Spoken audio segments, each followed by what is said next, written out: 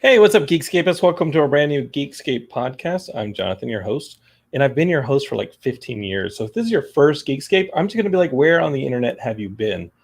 Like, it's not like podcasts were invented yesterday. It's just that during the pandemic, 800,000 of them have been started. I'm not even joking. I think that's an actual statistical number. 800,000 podcasts were started during the pandemic. They all got to like episode 3 and then dipped out, but here we are close to episode 600, for which we have some big plans.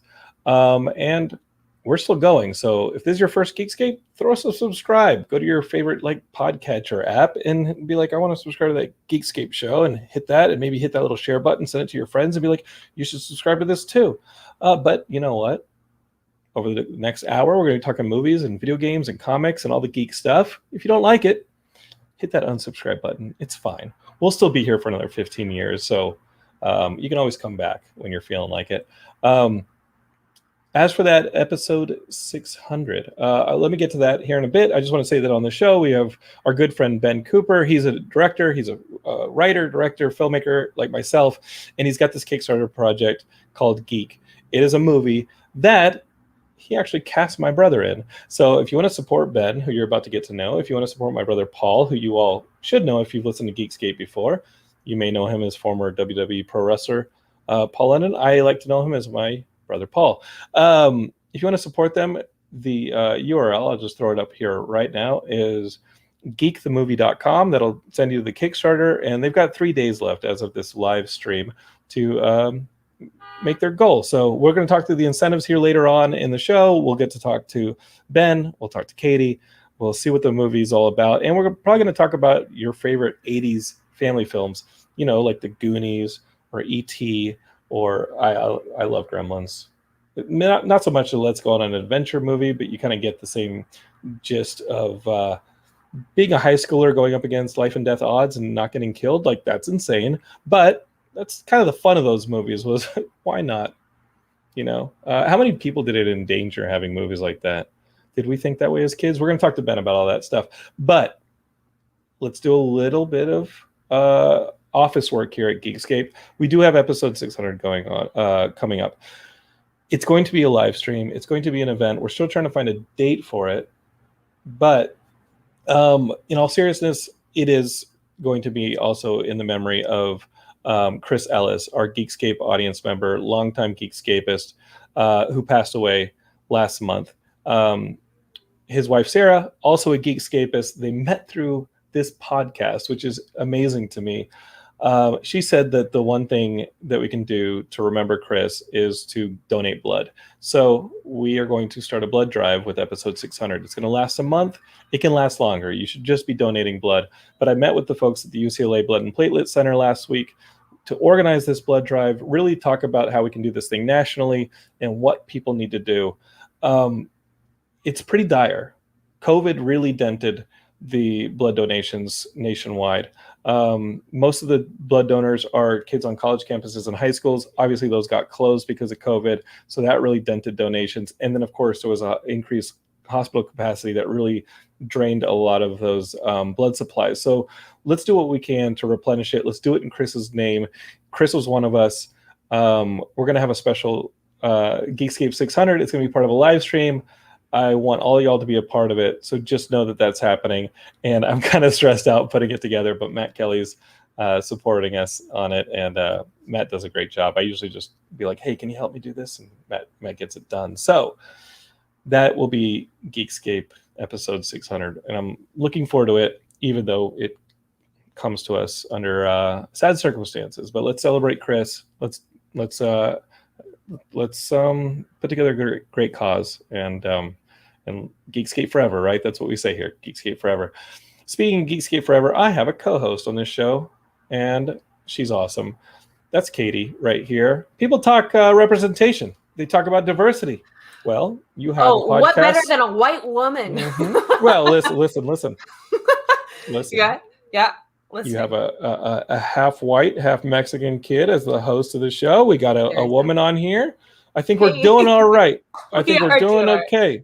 We are, and I have to tell you, I have been saving my blood because the American Red Cross loves my blood a lot because I'm O negative, and I also have some kind of certain thing that like they only give my blood to babies, so like it's like CNF. I don't know what the hell Okay. like I have superhero blood, like to the extent, like I'm like the only time I'm 1% is with my blood, and then I have been saving my blood for this whole event, and I'm very excited. I haven't given during COVID because it scares me, which I think it probably does for a lot of people. But I'm very excited about this event, and then like the 600th episode. It's going to be fantastic. Yeah, I'm ecstatic. You know, the circumstances are awful, but like I am very excited to be a part of this and to be a part of the Geekscape community, to like honor Chris and to honor like all of the fans of the show. It's going to be great. And what a better way than to not only like donate something, but donate something that is literally of your own person.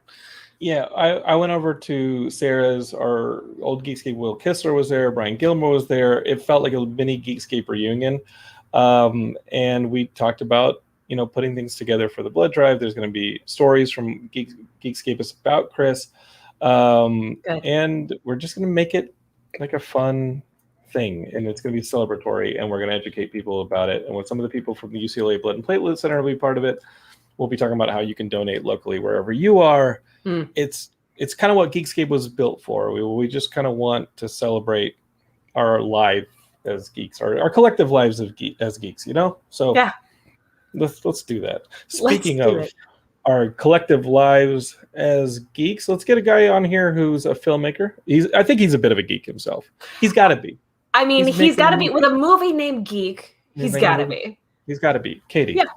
He's got to be a major geek. We're going to find out. This isn't a test. I don't want you to get nervous, Ben. But let's bring you on here. And you don't have to show us your geek cred. You don't need any of that. But you just got to tell us about this movie. This is director and writer Ben Cooper. He's got this movie, Geek. Tell me about this movie. Where did this come from? I mean, really, like, what is this film? Tell me about Geek.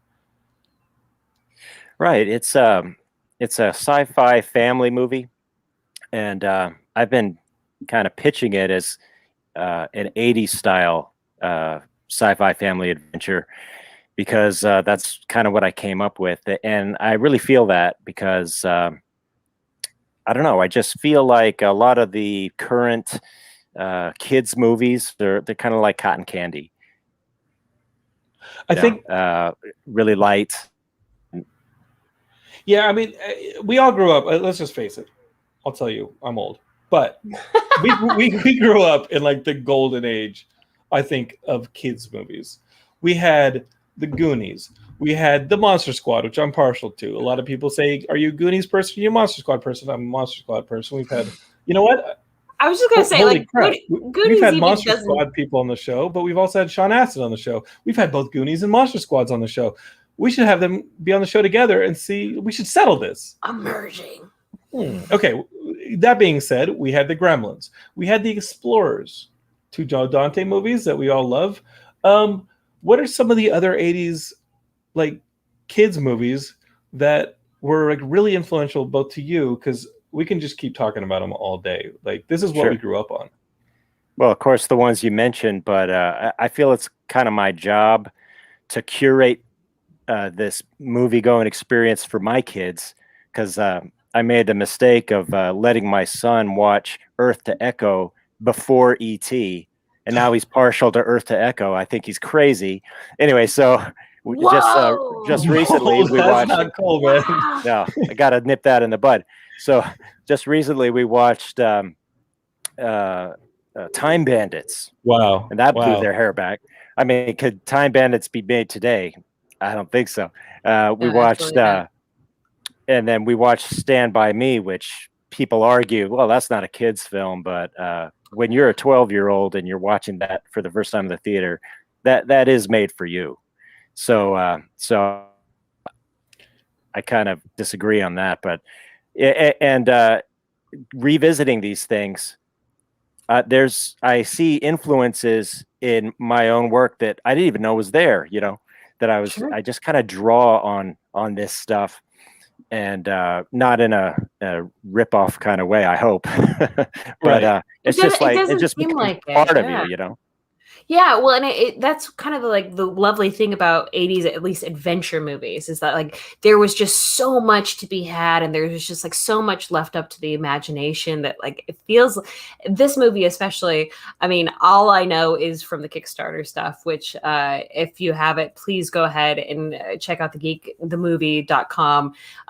It's a fantastic promo for this movie. It seems really exciting. A lot of the adventure movies, it's like maybe it's animation right now or whatnot, but like these kinds of movies doesn't feel like there's as much as of a push as there used to be of these kind of like action adventure, like discovery type of movies. Right.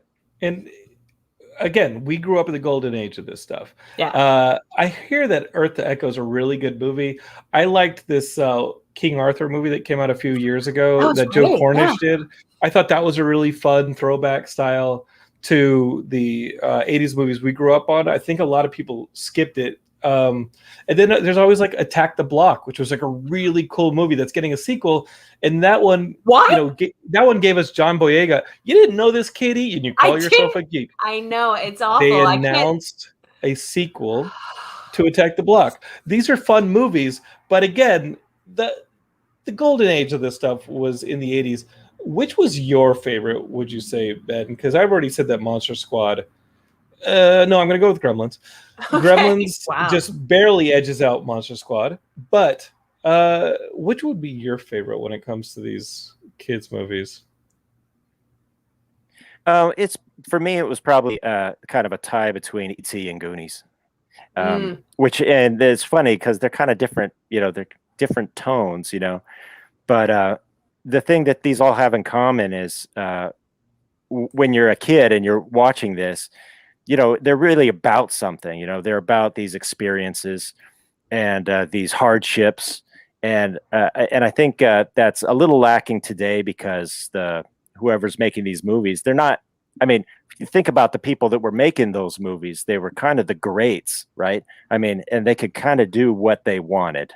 Right. By the time Spielberg made E.T., he had already invented the blockbuster, So, I think also, Ben, that these are people who grew up in the first like movie houses. Because when you look at Raiders of the Lost Ark, that is such a throwback to those serialized shows, right? They grew up on Flash Gordon. They grew up on serialized stuff. It had its own unique kind of juxtaposition of all those things that they loved and were influenced by. And yes, like you said, now that they've invented the blockbuster, they're able to cut loose and make films. They're also in the position like you are yourself. They are having their kids and they're making content for their kids. I think that today's a different breed. I think today we have people who were those kids now making the films, and they do feel like fan films of that earlier stuff. And I think that's the danger, is that they are, we've seen the pattern. And I don't mean to call too many people, anybody out, but you do end up seeing a film that is a love letter to that stuff, but is tied way too tightly to it, to where it becomes just kind of feels insincere. It feels processed. It almost feels like an imitation rather than something unique, like an Attack the Block, which felt unique, like that Joe Cornish. I mean, that's two Joe Cornish's movies. He did Attack the Block, and he did the last one with the King Arthur stuff. It's tough to do, man. Well, this is the way I approach it. When I was starting filmmaking, one of my heroes was Sam Raimi. Obviously he had a brilliant style, but it was really his story about coming up, making his independent movies that really attracted me. And I realized early on, it's like making a movie on the set, getting your coverage, all that technical stuff. That's so difficult that I'm not going to achieve a level of style like Sam Raimi. So I just went about my business telling the story. That's what I try to focus on. I tell the story, and then if there is style, if I have a style, it just kind of comes out, because that stuff, all those old classics, they're like part of my being now, right? And so I can't Right. but use I have this bag of tricks, that I use, and some of it is just really informed by that stuff. I can't even help it, really. So I don't go out of my way I'm not trying to go out of my way to make the next ET, but if you watch Geek, yeah, you're going to see those influences, and hopefully in a good way, like in a nostalgia way. I did a horror picture. Go ahead. No, go ahead, please. Oh, okay. Katie, please. I know, I gotta shut the fuck up. Katie, listen. I'll erase the diversity on this show real fast. You keep that up, all right, sister? All right, we'll go back to. I'll bring on Matt Kelly and Shane and Derek. It'll be Boys Club real fast. White guy, all Canadian right? white guy. Yep. Yeah, Canadian no, I get white it. guys are the really white guys. They're like right? they're exception to diversity. Yeah. I don't know. Oh, Canadian white guys are just shy of South African white guys. No, who are whiter, if only because of apartheid. All right. Oh, we're going into so here. many. We're going into so many places. They are arguably the whitest of the white guys, and I will bring them right in here if you keep interrupting our guest, as if he just had to sit through me saying this. So I'm a hypocrite. All right, Ben, you were saying. Oh, I don't know. What was I saying? You completely banished his thought. But no, you were talking about the filmmaking process and the influences that came from like all these different types of movies. Oh yeah, just 80s style, right? I guess. And when I was writing this script back in 2016, I had just finished, and then Stranger Things came out, and I looked at it and I thought, damn, because that guy, he has a wrist rocket, I have a wrist rocket, and they got, and I just came to the conclusion I'm probably around the same age as those guys that made Stranger Things, and so we're drawing from the same pool of Ben, ideas. I'm not going to reveal to you their ages. They're two brothers. They went to Chapman University, and they are younger than us.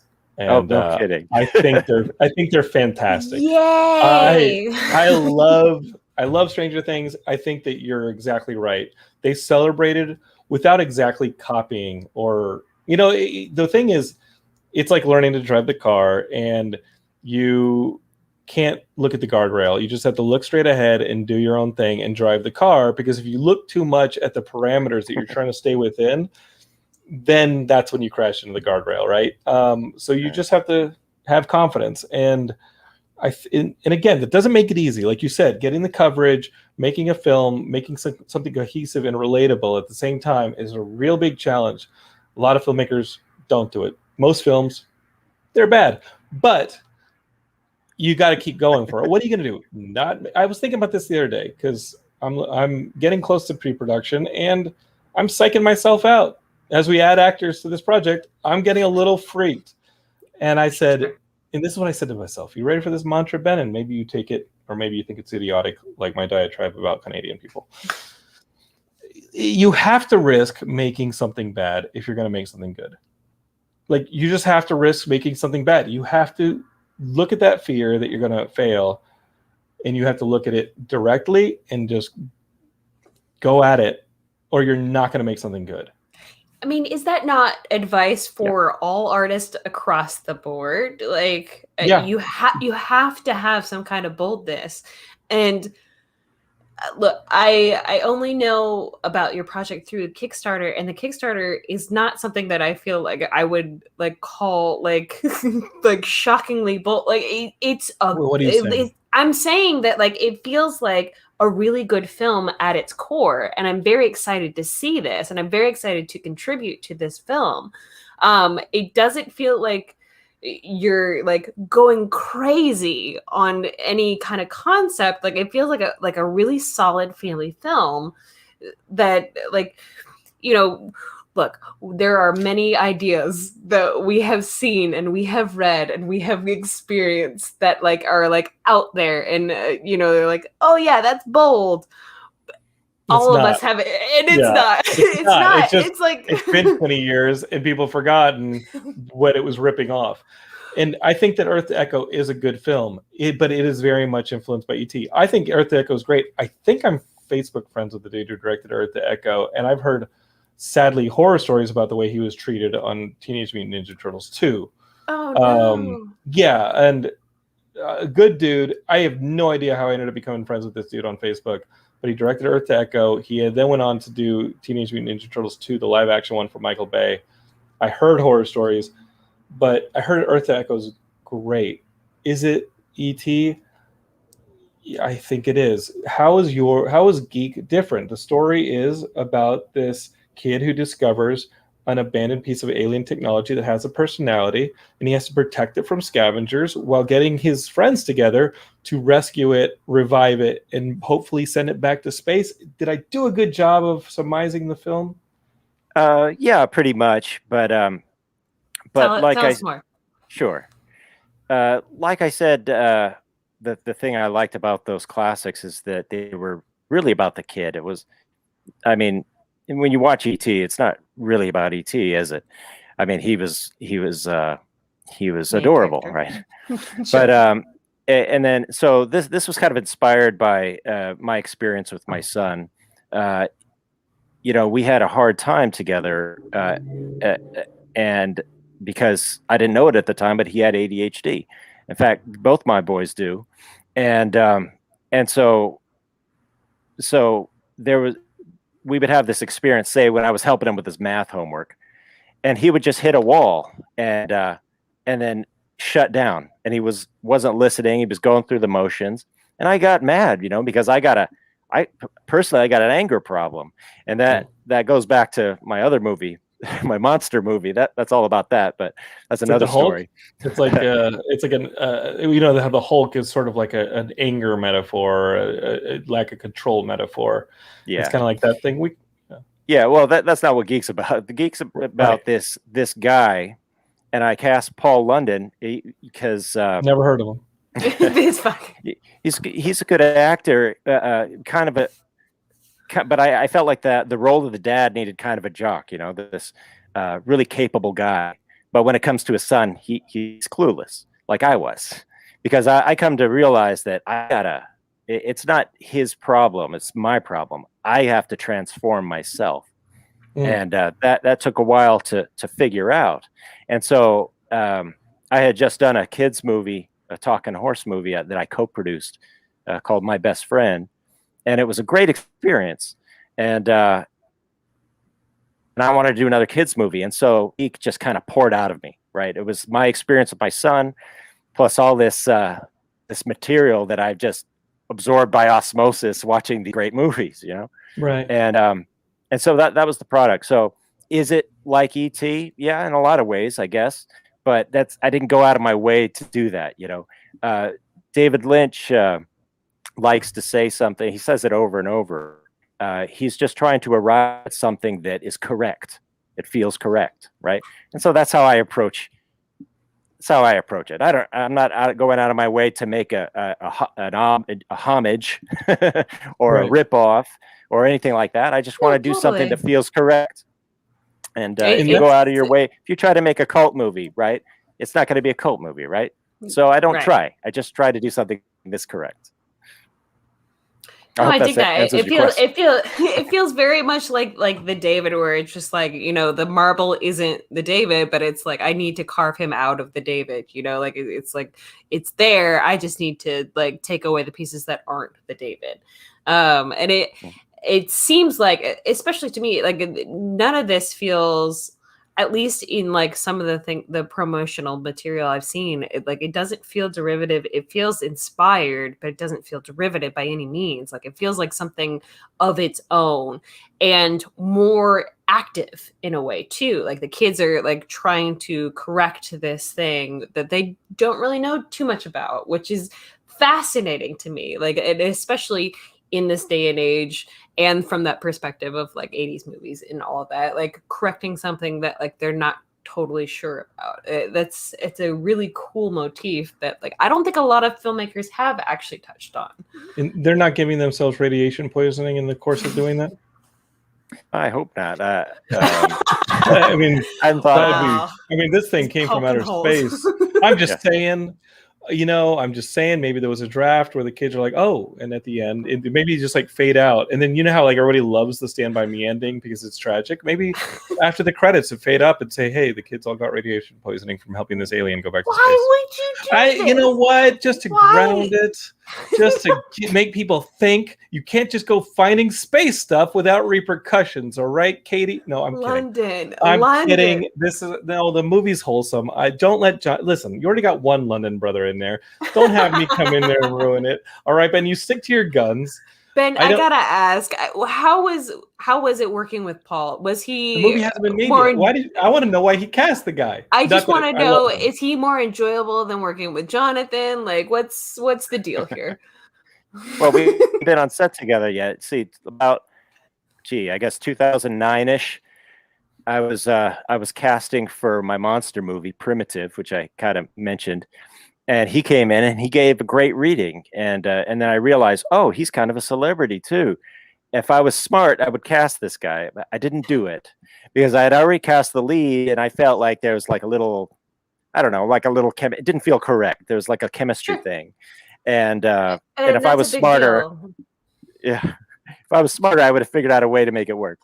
But I kept him in mind, and then I wanted to do this sci-fi action thing, and he came over to my place, and we did a reading, and he did a great job, and it just that thing didn't fly, but I kept him in mind, and so he was really excited when I sent him this. I think when I sent him this project, and he seemed really down for it. So I'm really happy to finally be doing something with him.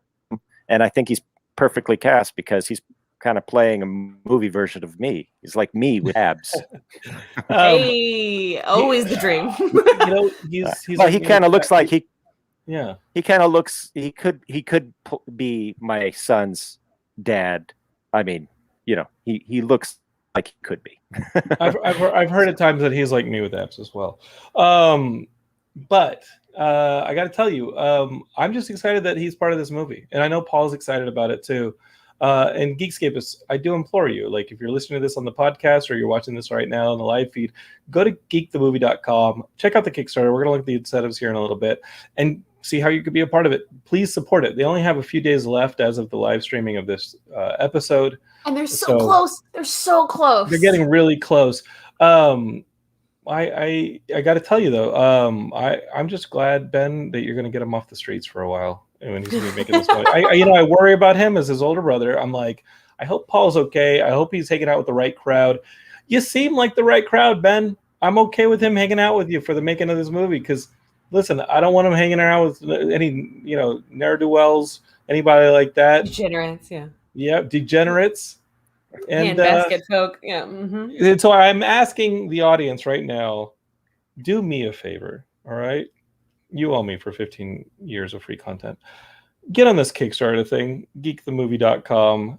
Donate to geekthemovie.com.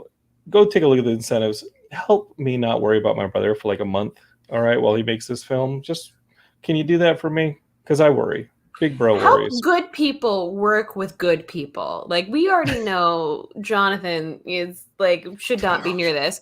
So people help Paul become something that like Ben can actually work with. Like let them meet, let them hang out, let them create a beautiful movie that is beyond ET. You know what, Katie? I don't know where you're going with this, but I'll just tell you this. Give my parents a son they can be proud of. All right? Like, please. That's what it comes down to. Give my parents a son they can be proud of. Paul's the only hope. All right? Like, you got to get him in this movie. Donate your freaking money at thegeekthemovie.com. Please. Please do it for Ben. Do it for the message. Another thing, I don't really follow wrestling, but I have a soft spot. I've always had a soft spot for wrestlers that become actors for some reason. Roddy Piper. Well, I'm dating myself, right? But when I was paying attention, when I was paying attention to wrestling, it was like Roddy Piper, it was Andre the Giant, and Hulk Hogan, Hulk Hogan, and I mean, I don't know. There's something about that. It's probably because they're born entertainers, and Paul was really entertaining too. So, I guess they were just really entertaining. If that ain't the thing, London, did I ever tell you about the time that I auditioned for the Women of Wrestling, the WOW, No. or the? Is it Glow? Is it the Gorgeous Ladies of Wrestling, or is it something else? It was the Gorgeous Ladies of Wrestling, but then it became the Women of Wrestling. Okay, they couldn't get the license or whatever it is. Well, they created Glow originally, and then they decided, because of the show on Netflix, which is a great show, they then created the Women of Wrestling. And I came up with 2 wrestling names, which got me a callback, and I had to go into a ring. And I have a bad back, so it's not really working out. But I came up with the 2 wrestling names, Bipolar Bear, which is a nice little shout out from my mom. And then, what was the other one? Beast Infection. That was Katie. They made me laugh. They laughed so hard that they were like, "We need to bring her back." Your wrestling name was going to be Beast Infection? Beast Infection, yeah. This is why that happened on the one show where my robot character was. It was the only thing I could think of at the moment, but like Beast Infection was legitimately going to be the thing that I might have actually become a wrestler for. Katie, that might be your new nickname on I think that this is fair. Like that. You're really damning yourself here. As Matt Kelly just said, wrestling names are not the same as roller derby names. Okay, show some respect. Like those are straight up roller derby names. Those Fair are enough. Oh my God, Katie. Listen, if Volt there's T nothing... is over on Twitch saying, "Oh my God, Katie, you just shocked the audience." Listen, Beast Infection. Stop it. I went to Pasadena for the callback, and I was in the ring, and like I had to do flips and stuff, and like all this stuff. Like we ended up like changing the name, and I nearly was a female wrestler. But yeah, no, I agree, Ben.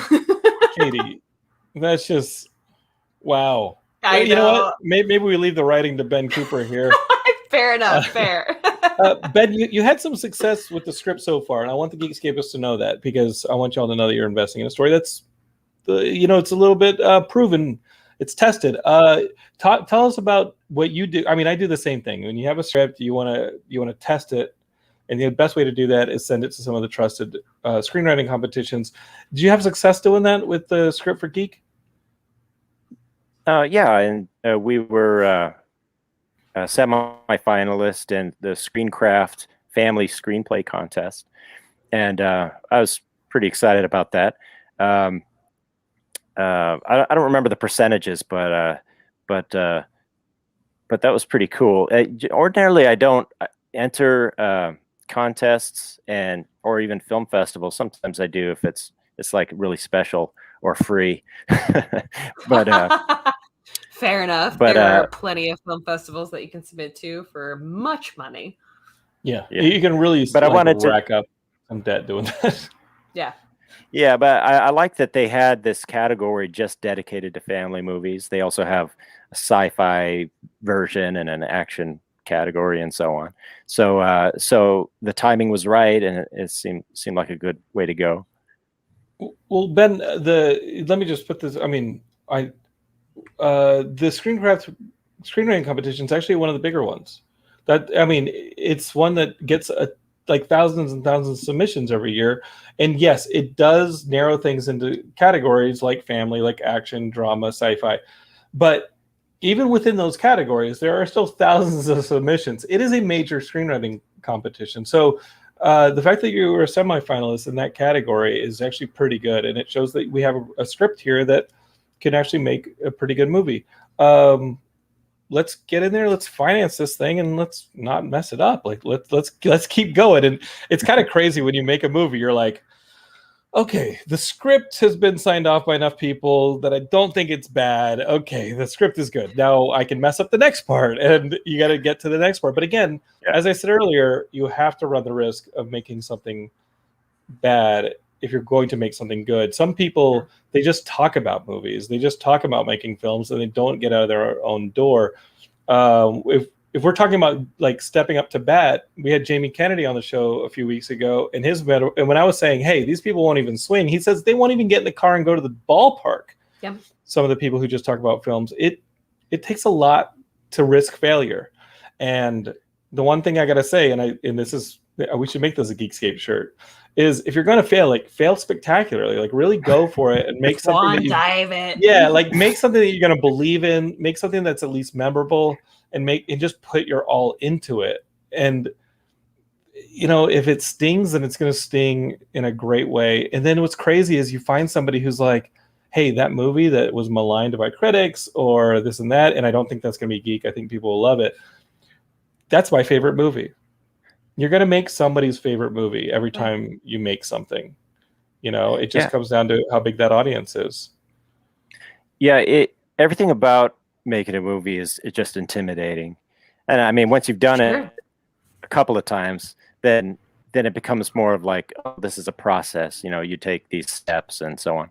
But this was my first Kickstarter, and it was a pretty big amount. I mean, you hear about these fellas raising six figures, and or I'm not even talking about like these big movie stars that are raising millions. Just like six figures is amazing, and this is a nice chunk of money and high probability of failure.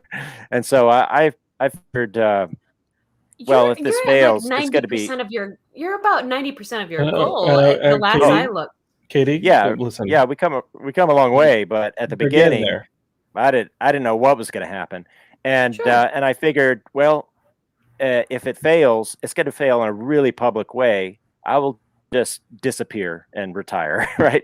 And I have other things I could be doing, but in the process, there's been so much goodwill and reconnecting with old friends and stuff of that nature. It's like at this point, and I'm very optimistic we're going to make it. But if we didn't, it wouldn't be as so humiliating as I had imagined. Sad, definitely. So I definitely want to make it. But can I tell you a story about a little company called Geekscape, and they were co-producing a film called Dock of the Dead. Is a documentary. It ended up being financed by Epix. It premiered at South by Southwest. It did well.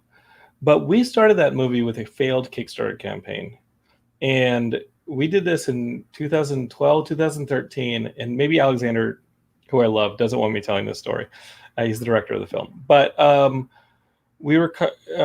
was coming off of People vs. George Lucas. We wanted to do a zombie culture documentary about like our obsession with zombies. This is circa 2012.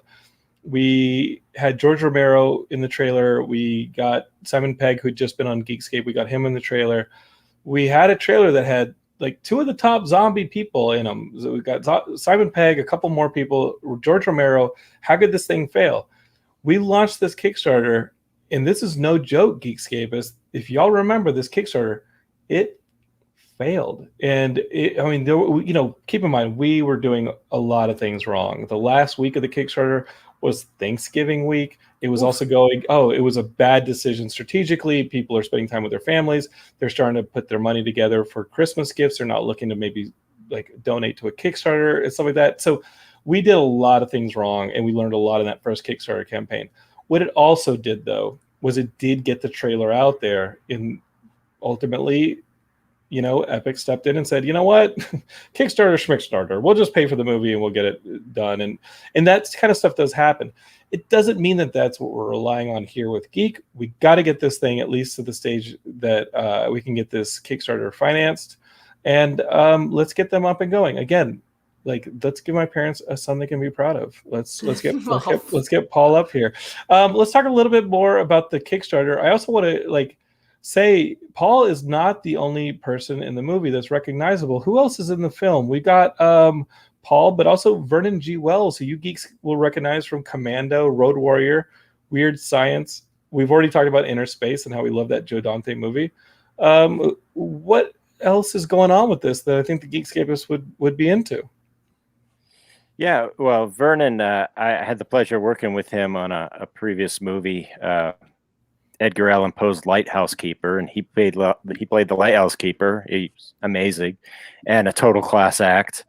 And so I was really happy that he came on to do this, and he was he was wondering how come these pathways to doing more family oriented movies had been opening up for him, and I explained to him, you played these badass characters, but that was all from my childhood. And so when I think about Wes, it's warm, fuzzy nostalgia for me. And so all the people like me are now, they can see you in that light, So, but he hadn't thought about that. But so we have these fellas, and we have all these awesome kids. Two of them are my boys. I think it makes perfect sense that they're in it. It's their story. So Sure. Got Kai and Dylan, and there's my sister-in-law Rachel. And that's your sister-in-law? Yeah, she's been in all of my movies since she was like 13 years old. So, what? And now she's co-producing this with me. What's funny about Rachel, again, I don't know how we're Facebook friends necessarily, but we looked up as Facebook friends, and she sent me a message and said, "So your brother's in this movie that I'm producing," and I was like, "Oh, I didn't know Ben. I've helped my brother out enough times, okay?" But as soon as Rachel sent me the message, I was like, "Oh, we got to get Ben on Geekscape." Notice Paul's not here. And we got to get him on here, and we got to promote this geek thing and get it going. No, I love my brother, and I actually asked if my brother was going to be at the Kickstarter wrap-up event that's happening in Los Angeles this Thursday. It's also a fundraiser, but I was like, "Hey, Paul, are you going to be at the fundraising event on Thursday at the Barcade?" And Paul was like, "Huh, what?" So I'll make sure that he knows all about it and gets there. But Rachel's awesome. It looks like some of these incentives Geekscape has started just $10, and if that's what you got, that's what you got. I know from doing Kickstarter and crowdfunding campaigns that $10 is really valuable, and the majority of a lot of things from Patreons to Kickstarters are at that lowest level, and you get a lot of them because people just want to support and show their goodwill and get behind the project. So don't overlook, if you can do the $10, don't overlook it. Skip the coffees this week and get the $10. But if you can do 25, you'll get not just the social media shout outs, but you'll also get the actual movie. So let's just pre-order the movie.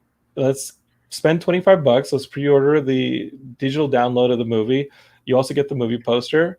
Forget about that Postmates order that you were going to think about doing on Friday. Like, look, we all get it. Like, you didn't want to cook, but hey, you've got some chicken in the freezer.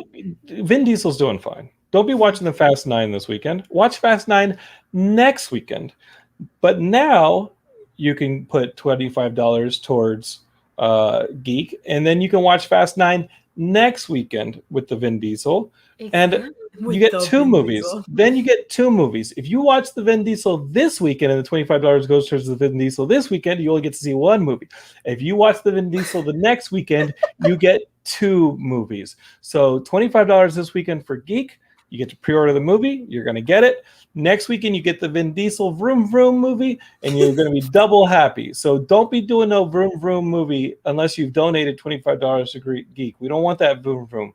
Okay, hold off on the Vroom Vroom Vin Diesel. We're coming after you, Vin Diesel. We're coming after you. Vin's a geek. I hear he's a cool dude. I'm down. Seems like it. You're welcome on the show anytime. But I got to tell you, geeks are a priority right now. But there's all sorts of stuff here. The $100 reward gets the digital movie soundtrack. You get to see the screenplay, semi-finalist screenplay. You get an art book. Let's talk a little bit about the crew you've got. I mean, this thing, Ben. This is a sci-fi movie. I got to ask you, are you crazy for making a sci-fi movie at an independent budget level? But then I look at some of the people you've hired, Robert Miller, Mike, but I'm going to botch this name, Bozulich, Gregory Paul Smith, who I've been talking to on Facebook. You've got some professionals here, man. So you might just be able to pull this thing off in style. Talk about putting this team together.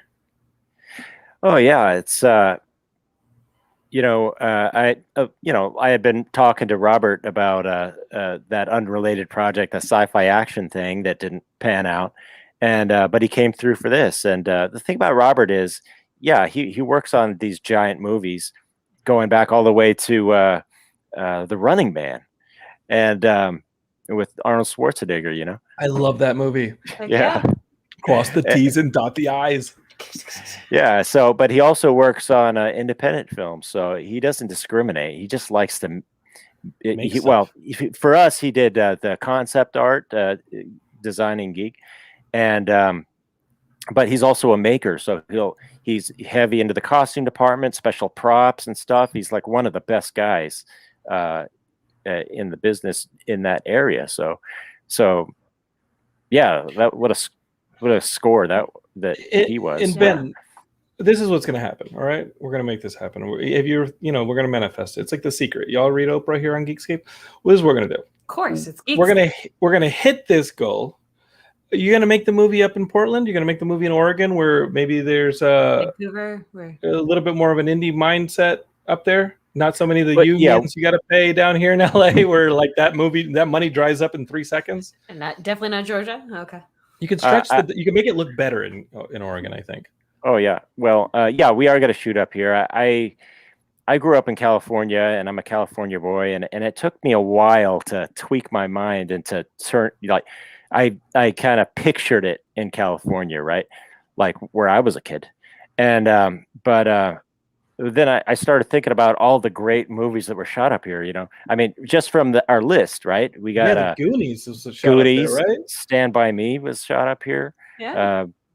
Just a ton of stuff. So I'm totally blanking on right now. No, but it's okay though, but it's on the site. The Pacific Northwest is incredible, and Oregon specifically.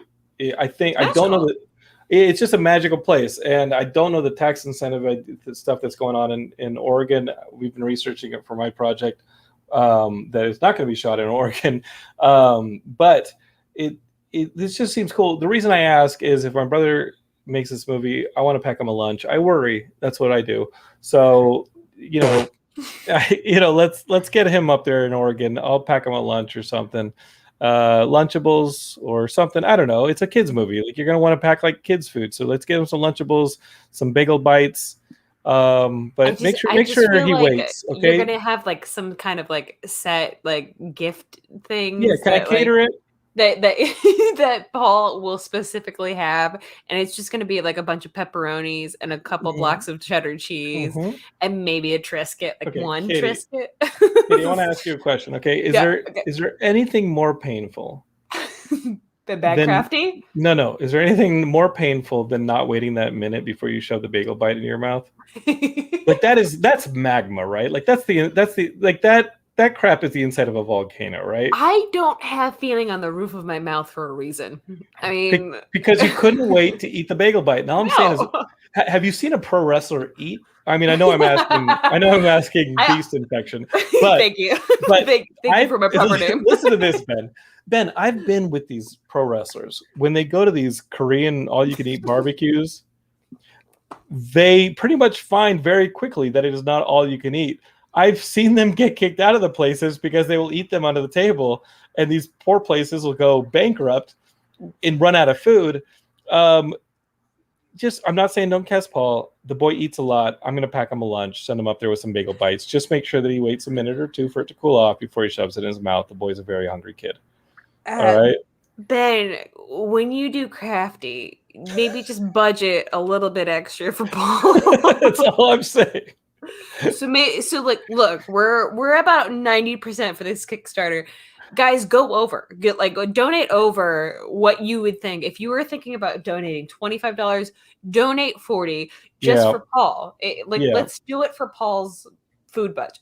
You got to understand, Geekscape is like, Ben didn't know this. He knew about wrestling. He wanted to get a wrestler in his film. Paul's a good actor. And trust me, Ben, you've auditioned Paul.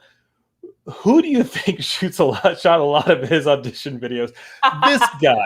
This guy. I've shot so many of Paul's reads. It like, hey, can you help me out with an audition? When Paul first moved to LA, I'm shooting all of his auditions and giving him direction and stuff like that. So all I'm saying, Geekscape, is click here on the link that you see on the screen. If you go to geekthemovie.com, if you're listening on the podcast, go to geekthemovie.com, throw some money at this. And like Katie said, throw another 50% on there. Just a little bit more. Just a little bit more for Paul's I know I'm going bites. to. Yeah, a little bit more for Paul's bagel bites. Listen, we need a couple more Welch's fruit snacks to appease. I love how if you're gonna make a kids movie, just feed them like they're children. It's also such a set thing to have Welch's fruit snacks. Can we talk about that? Like that was like my main go-to. I went when I was on set and they had Lunchables / the peanut butter and jelly, like the sandwiches that are but they're already made peanut butter and jelly and they come packaged together. Yeah, but they're Uncrustables. That's what it is. Uncrustables. There's no crust on them. I kid you not. Listen, I know there's probably crack on them, but there's no I'm crust. supposed to be fit. I'm supposed to be eating healthy. I will go to those Uncrustables 100% of the time. Anyway, what we need you all to know is that like there is a big budget and it's mostly for food. So let's get some Uncrustables on the set of Geek. All right. let's just, you know what? Let's just aim for this Kickstarter goal. We got a couple days left, Geekscape, or that's really what we want you to do. Gregory Paul Smith said, hey, y'all remember that scene in Gremlins 2 with Hulk Hogan?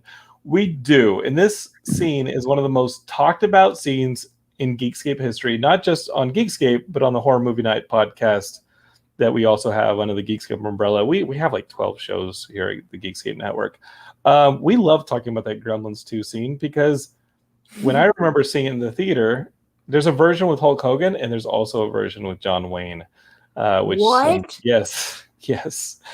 Yep.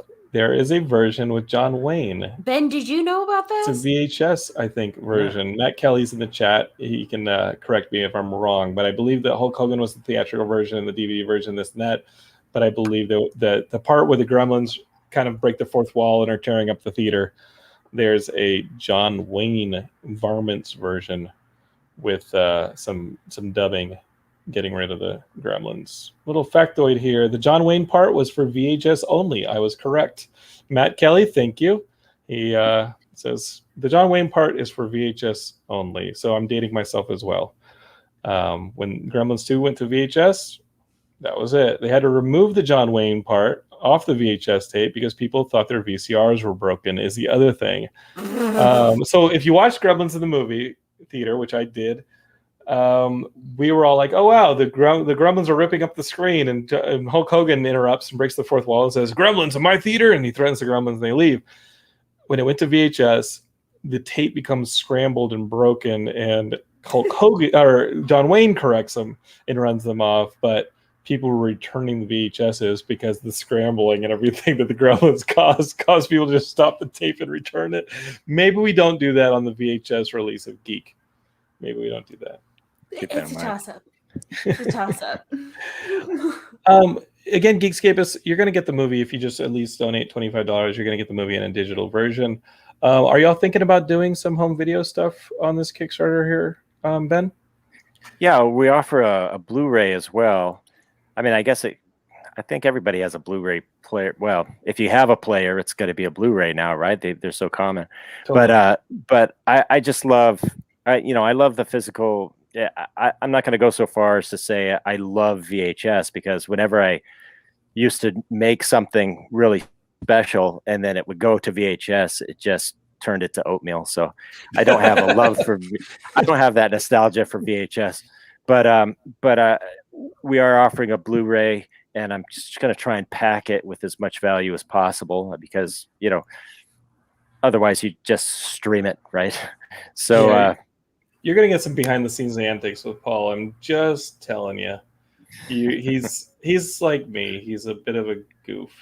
So Matt Kelly from the Horror Movie Night podcast, who runs the Geekscape Network, says, I know putting throwback films on VHS is a pretty popular move now. Have you considered that? That's true. There are movies. I think we talked about Summer of '84, which was a film that came out a few years ago that kind of had that nostalgia feel to it. They would promote themselves by having a VHS, maybe limited version of the movie on VHS just for fans with the clamshell cover or the cardboard cover. You thought about maybe doing some exclusives like that or promoting it Yeah, upon release? Yeah. But I think the reward internet's right cutting you now, out. but I have thought about it. Oh, sorry.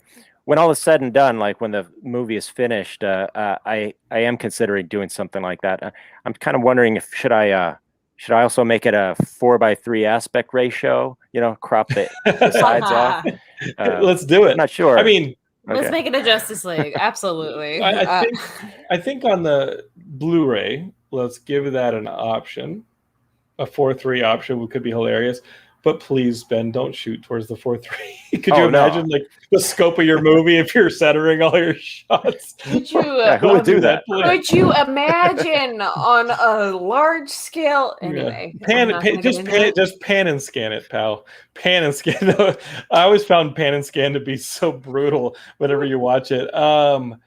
Let's see. Gregory Paul Smith. It seems like Gregory Paul Smith is going to become a Geekscapist, Matt Kelly. I'm just saying. He just said he bought Evil Bong on VHS, and if there's somebody who I know loves Full Moon, it's Matt Kelly, who's from our Horror Movie Night podcast. We have an 80s action show on the Geekscape network.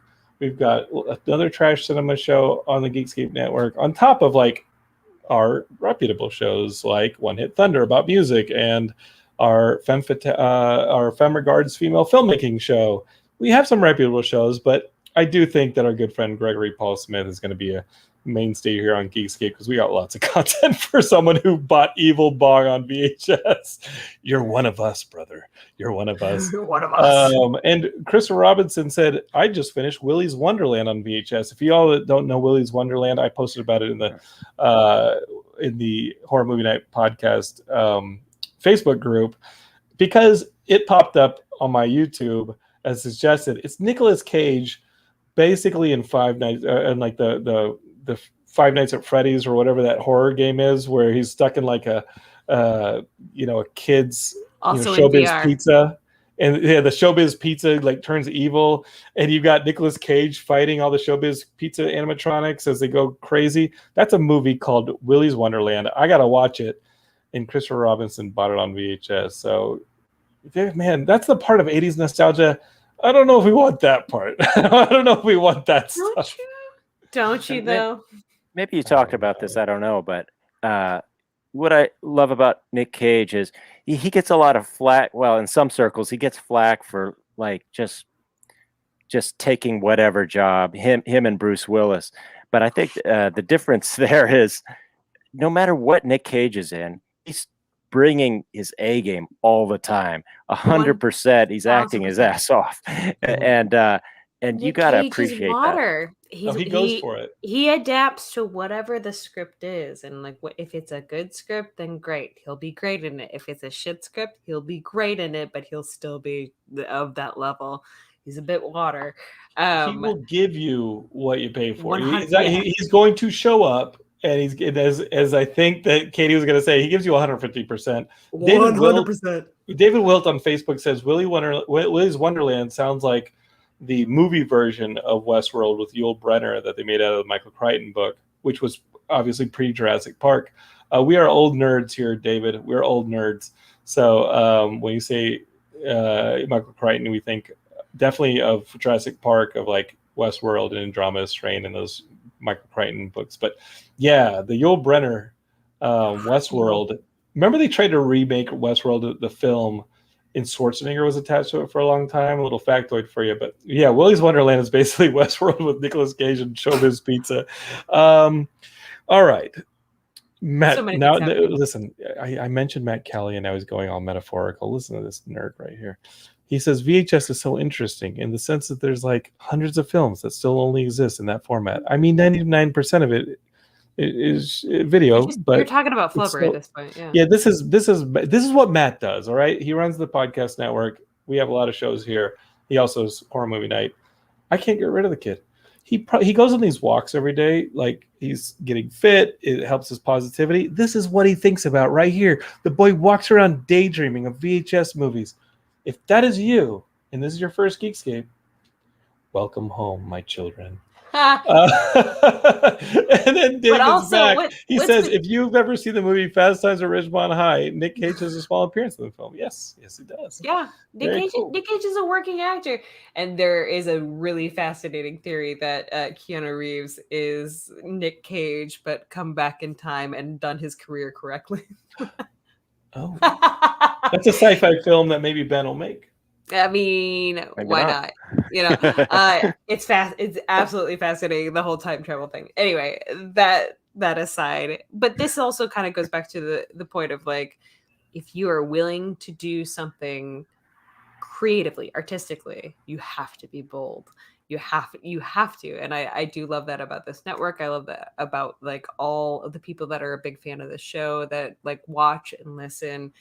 Like you have to be bold. You have to make the thing that you are passionate about. And I love that this is a story that you've brought to us, Ben, that like we're so excited to see. And I cannot wait for everybody to fund this fully so that we can see the full product of this, because it's such a passionate, and I don't know about you, London, but I love things with heart, and it feels like a movie that has so much heart, and I'm excited about this. I don't like heart at all. I want pain and misery. Yep. I'm like a god. I'm basically the human equivalent of a Hot Topic. I just want things to be dark and broody. Nope. Of course I like the heart. Of course I like the nostalgia. And of course I love independent filmmaking. So Geekscape is, I'm going to say it again, geekthemovie.com. Support the Kickstarter. Help my brother be in this film because it sounds awesome. Ben, other thoughts from you? We kind of bulldozed you. I'm sorry, dude. Ben's just kind of watching the Jonathan TV show, and I apologize. If there's one thing you want to leave the Geekscape is with, yeah. What's right. Yeah, go ahead. Well, when I did this crowdfund, I tried to make a point not to ask for favors, right? What I want is I want to give you value. So, I mean, if you look at this, if you go look at the video and look at the page, and if it's something that you resonate with, something that you dig, then that's all I want. So just check it out, and if that's your cup of tea, then that's great. So much the better. Well, Geekscapists, I'll say it again, geekthemovie.com. Support them. We're going to support them here. And you only got a few days. So if you're listening to this, jump on it, please. Ben, thanks for coming on the show, dude. Where can people follow you online? I know that there's a Twitter, a Geek the Movie Twitter. Do you have your own social medias where we can follow up after you do Geek? You'll maybe make that sci-fi movie? Oh yeah, I hope so. I don't have a career. I have a bucket list, and right. And Geek's at the top of the list. But yeah, there's a few more that I want to do before I give it up. So yeah, there's the official Facebook site, which is kind of fun. It's facebook.com/Geek the Movie. Geekthemovie.com. Right now, it goes to the Kickstarter. Eventually, that'll be the official site if you want to bookmark it. Geekthemovie.com. And that's pretty much it. Oh, right, and there's a Twitter, Geek the Movie. Yeah, Geek the Movie on Twitter. That's the one we just shared before the episode. Geekscape, I want to remind you that we have all those shows on the Geekscape network. First, search for Geekscape on your favorite podcatcher and subscribe to Geekscape. Katie and I will be here pretty much every week, bringing you news, reviews, conversations with people like Ben, whether or not they come from the worlds of movies, comics, TV, video games. We just had a great video game episode last week. We have all sorts of people on the show. You don't know really what you're going to get every time you download a Geekscape podcast. And I think that's why we love doing it. So follow Geekscape on any of your social medias, from Instagram to Twitter. We have Facebook page and Facebook group. We have the Twitch TV. Twitch is Geekscape TV. And just share us with your friends. We love celebrating storytelling and geekdom. and all that here. That's what we built it for. That's what we do. That's what we're about. Thank you, Ben, for celebrating it with us this week. Thank you. And again, go support Geek at geekthemovie.com. Geekscape forever, over and out.